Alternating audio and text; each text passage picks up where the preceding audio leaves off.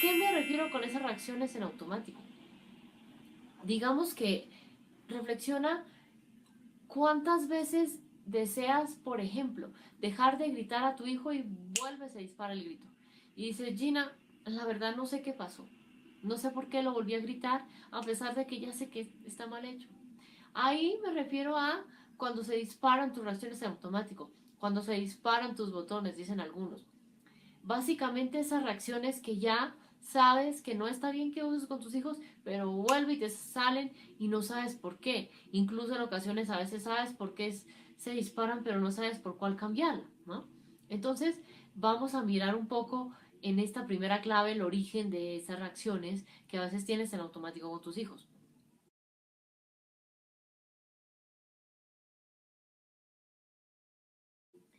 ¿Qué es importante? Tendemos a creer cosas como, ay no, es que nadie me puede enseñar a mí a cuidar a un niño, un adolescente que a la hora de la verdad es mi hijo. Sí. ¿Cuántas veces has escuchado o incluso has dicho eso? Reflexiónalo, no desde el juicio ni desde la culpa, sino desde la comprensión y desde la conciencia. ¿Cuántas veces has escuchado o dicho esa frase? Sucede mucho, ¿no?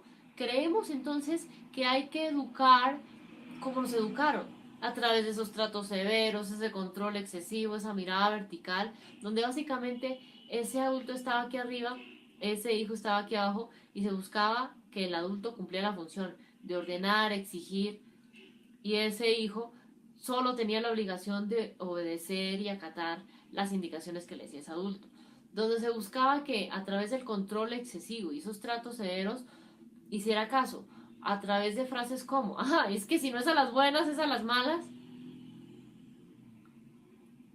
podemos evidenciar ese control excesivo que se tenía.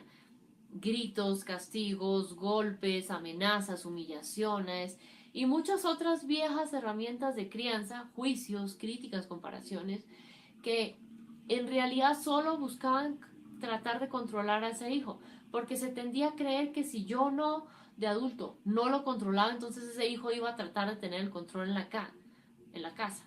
¿Cuántas veces creciste creyendo eso? Sucede mucho, ¿no? Y justamente por eso es una de las razones base a través de las cuales decidí crear esta masterclass, ¿sí? No somos entonces conscientes que el problema no es el comportamiento del hijo. Dirás, ah, entonces dejo que haga lo que quiera, no lo corrijo. No me refiero a eso, sino que me refiero a que el comportamiento del hijo, la conducta de tu niño, creemos que es el primer foco al que tenemos que apuntarle cuando estamos criando. Y ojo, te tengo una noticia, no es así. Ese es uno de los últimos pasos. ¿Mm? Primero tenemos que mirar para este lado. Exacto, para el lado de ti, de tu interior. ¿Mm? Entonces, como te decía, no somos conscientes que el problema no es el comportamiento del hijo, sino realmente el problema cuál es. La forma en que nosotros los adultos lo abordamos, la forma en que lo manejamos. ¿Cómo así, Gina? Creemos que hay comportamientos buenos o malos. Y en realidad para tu hijo solo son comportamientos. Él no tiene la noción de decir este comportamiento es bueno, este es malo, este es bueno, este es malo. No. Yo desde mi cerebro maduro, desde mi interpretación, desde mi realidad adulta, le doy un calificativo positivo o negativo a un conjunto de comportamientos que tiene mi hijo de acuerdo a si son cómodos o incómodos para mí, de acuerdo a si son agradables o desagradables para mí, de acuerdo a si siento que nos hacen quedar bien o mal. ¿Mm? Entonces, la clave no es enfocar el foco en el comportamiento de tu hijo, sino comenzar a dar un paso atrás y ver, ok, ¿cómo yo estoy abordando ese comportamiento? Reflexiona cómo has abordado hasta hoy los comportamientos de tus hijos. ¿Sientes que ha sido la forma indicada? ¿Sientes que has logrado que la situación mejore? ¿Sientes que haya ciertas situaciones que sean más fluidas en la casa? ¿O por otro lado, sientes que ha provocado más peleas, más conflictos con tus hijos, incluso más diferencias con tu pareja por la forma de criar? frustración, culpa en ti. ¿Mm? ¿Y por qué sucede esto? De nuevo, no por el comportamiento en sí mismo, sino por la forma en lo que lo estás abordando, y es importante tener esto en cuenta, dar un paso atrás. Básicamente, no te sientas mal si estás desde ese lugar en este momento, porque por eso creé esta masterclass, para ayudarte a juntos dar ese paso atrás y ser conscientes de todas estas cosas. ¿Listo? Y puede que a veces pienses, no, pero es que la psicóloga del colegio de mi hijo me dijo que había que hacer estos premios o usar estos castigos para aumentar o disminuir ciertas conductas. Quiero decirte que ahí ese profesional se basó en esa mirada vertical que buscaba controlar a ese hijo, a ese niño, a ese adolescente. No es el camino, y tengo que darte una advertencia. No es un profesional que te vaya a educar cada día, no es un profesional que te vaya a enseñar cada día a educar con amor, con respeto a tu hijo. Entonces, independientemente de quién sea, sí es importante que cambies de profesional o no te sigas al pie de la letra de lo que te dice este profesional en el caso de que es el psicólogo del colegio de tu hijo, porque en realidad tiene desactualización en este tema de la conducta de sus hijos, ¿sí? Fundamental tener eso en cuenta. Entonces, cuando creemos nadie nos puede enseñar a cuidar a un niño, a cuidar a un adolescente, entonces estamos desde un lugar de, ok, no sé educar con amor, ¿sabes? No sé educar con respeto a mis hijos. Y escribe yo en comentarios si más de una vez te has sentido así y por eso te registraste aquí. Por eso ves videos en YouTube, por eso lees blogs, por eso aplicas tips que ves en redes sociales. Fundamental entonces tener eso presente, ¿sí?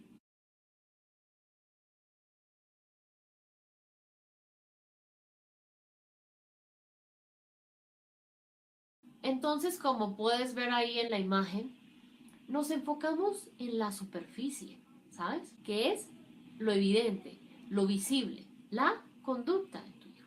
Creemos que hay que abordar eso. Y es muy fácil para nosotros, los seres humanos, enfocar la mirada en hacer atribución externa, es decir, culpar a los demás, en lugar de mirar para este lado y mirarme a mí, ¿no? No soy la que hace en muchas situaciones. Sí, en realidad es demasiado fácil, ¿cierto? Pero dices, Gina, entonces que nos enfocamos en la superficie, que es la conducta, y entonces significa que eso es malo. No es que sea malo, sino que de nuevo, es el último paso de todo el recorrido que tienes que ir trabajando con tu hijo. Es uno de los últimos pasos, ¿sí? Entonces, fundamental tener eso en cuenta. Es bueno que sepas algo, y es que todo parte de nuestra historia de crianza, ¿sí? Reflexiona, ¿desde qué lugar fuiste criado? ¿Mm? ¿Desde qué lugar fuiste educado? ¿Cuál o cuáles de esas viejas herramientas de crianza te has dado cuenta que usaron contigo, y hasta hoy que eres un adulto, que estás aprendiendo a educar con respeto a tus hijos, es que miras atrás y te das cuenta, uy, en realidad que me educaron con amenazas solo me hizo estar prevenido todo el tiempo, y eso me ha causado algunos problemas en mi vida?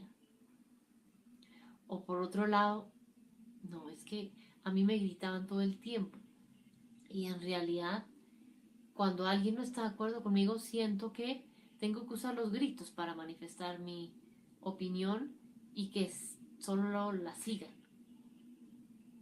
Y así con todas. ¿Cuántas veces te has sentido así? ¿Cuántas veces te has dado cuenta que ese diálogo interno que te dices y te repites en tu cabeza, hoy, presente, momento presente, viene de, te dices en tu cabeza cosas que te decían en tu niñez? es un inútil, es una distraída, no hace nada bien, es un irresponsable, es un vago, en fin. Ay, Gina, esto es muy duro, esto es muy doloroso. Y te entiendo. Conforme yo sigo descubriendo una capa nueva de esa cebolla de mi propia historia, de mi crianza, claramente no voy a decirte que es un lecho de rosas. Entender cómo ha impactado esas viejas herramientas de crianza en la niña que fui, la adolescente que fui, la adulta que soy hoy, y poder cambiar eso no ha sido fácil. Pero básicamente por eso estamos hoy aquí, ¿sí? Entonces, mira esto de la forma más comprensiva posible para que te des cuenta que cuando muchas de esas cosas se disparan en automático, no es que salgan de un agujero negro o de un sombrero de mago, no, sino que viene de lo que usaban contigo. Reflexiona, ¿cuáles son esas viejas herramientas de crianza que se disparan más con tus hijos? Gritos, castigos, golpes, amenazas, humillaciones, etcétera. ¿Cuáles o cuál usaban con frecuencia en la crianza contigo? ¿Ves? Ahí entiendes de dónde viene que se dispara en automático todavía eso con tus hijos, ¿sí? E incluso entender las viejas herramientas que conocimos en esa época. Desde qué lugar nos criaron. Gina, pero entonces, ¿qué hago? ¿No? Para hacerlo distinto. ¿Qué hago para educar de una forma diferente a mis hijos? ¿No? Por eso estamos hoy aquí, para que entiendas que esas reacciones en automático vienen de tu historia de crianza, de las viejas herramientas que usaban contigo en esa época. ¿Por qué? Porque al ser consciente de eso, puedes aprender a transformarlo. Es el primer paso. No es en vano que haya arrancado en esta masterclass gratis por ahí contigo, ¿sí? Ahora, quiero compartirte un poco más porque tal vez piensas, Gina, pero para ti, que eres psicóloga, es muy fácil porque no estás con mi hijo todo el tiempo, ¿no? Y quiero compartirte aquí, en este espacio, en este momento, mi historia con la crianza basada en esas viejas herramientas que viví en mi niñez. ¿Sabes? De esas 5 que te he mencionado mucho en esta masterclass, que claramente hay muchas más, pero siento que esas engloban la mayoría. Yo crecí en un hogar en el que mis padres se llevaban a través de las humillaciones, a través de esas amenazas. Especialmente a veces sucedía, escuchaba de papá, mamá. Un ambiente bastante hostil, ¿sabes? Y claramente desde ese lugar, muchas veces también cuando yo me portaba de una forma que no les gustaba, era en el que me criaban. Recuerdo que hubo gritos que me decían, ay, pero es que usted no hace nada bien. Recuerdo que había humillaciones, ay, pero es que es muy distraída, ¿qué le pasa? Ponga atención.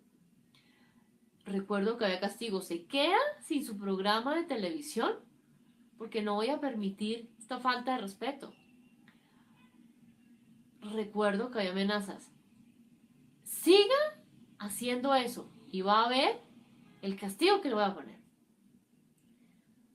Recuerdo que había humillaciones. Ay, pero es que es tonta. ¿Cuántas veces tengo que decirle eso? Eso no se hace. Y recuerdo que esto sucedió muchas veces en mi niñez. Entonces yo, creciendo en un hogar así, crecí sintiendo miedo. crecí sintiendo desconfianza. Muchos creerían que miedo y desconfianza, inicialmente de otros, pero principalmente de mí, porque creía que el problema era yo, creía que tenía que cerrarme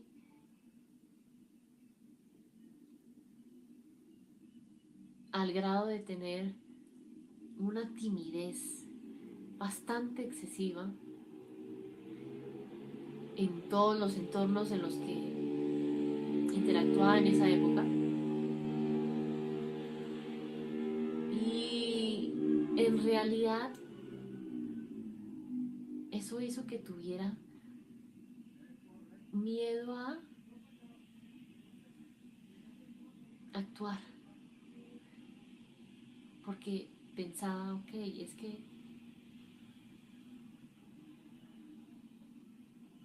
si hago esto, ¿se enojarán conmigo o no? ¿Me gritarán o no? ¿Será igual que en casa? Me aterraba, al grado de que las manos me sudaban, mi corazón me latía muy rápido, mis músculos se tensionaban, se ponían muy duros, porque me aterraba que los demás reaccionaran como reaccionaban en casa conmigo. Eh, Desconfianza, ¿por qué? Porque desconfiaba de cualquier cosa que yo hiciera, porque casi todos los días tenía esos tratos en casa y sentía que el problema no eran los demás, sentía que el problema era yo, que había algo mal conmigo para que los demás reaccionaran a veces así. Entonces me encapsulé al punto de que a veces incluso me aterraba a hablar con otras personas, por el miedo a que cualquier cosa que yo dijera la usaran para atacarme. Y al querer tratar de ser muchas veces como querían otros que fuera, llegó un momento en el que me volví muy complaciente, a veces por querer tener amigos en el colegio. Trataba de hacer las cosas que ellos me decían que hiciera, así me aterrara hacerlo. Una vez incluso recuerdo un par de niñas de las que yo deseaba ser amiga. Decían, ok Gina, eres nuestra amiga si saltas esos escalones. Y yo los vi súper lejos y traté, pero no pude. Eso solo hacía que me alejaran más, eso solo hacía que me aislaran más. Entonces mi miedo y mi desconfianza no solo era hacia mí, sino comenzó a ser también hacia los demás, porque sentía, ok, me alejan,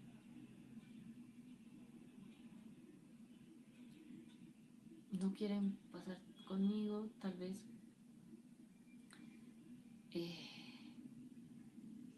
es porque no les gusta como soy, ¿no?